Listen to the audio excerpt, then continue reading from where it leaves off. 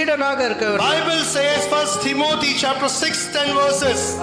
1 தீமோத்தேயு 6வது அதிகாரம் நீங்க பாருங்கள். The love of money is the root of all kinds of evil.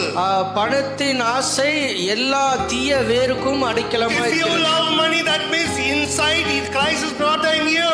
நீங்கள் பணத்தை நேசிக்கிற போது உங்களுக்குள்ளே ஒரு பொறாமை உண்டாகும். If you love money more, that means you are not a moral disciple of Christ. நீங்கள் பணத்தை அதிகமா நேசித்து இயேசு கிறிஸ்துவை விட்டு தள்ளி போகிற மாதிரி இருக்கும். That's my point, you know.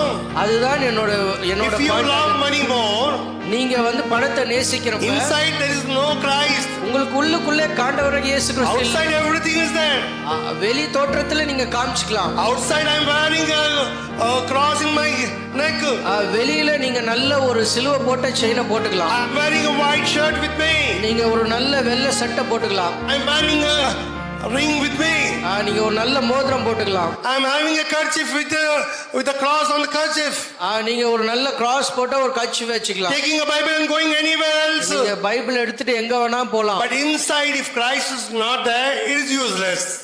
உங்களுக்கு உள்ளுக்குள்ள ஆண்டவராகிய இயேசு கிறிஸ்து இல்லனா இது விருதா வாழ்க்கை. So be a moral believer as Barnabas was there. நீங்க ஒரு முறையான இயேசு கிறிஸ்துவின் சீடனாக இருக்க வேண்டும். So Bible says the wonderful words, that is இந்த வசனமும் அதேதான் சொல்லுது. The love of money, இந்த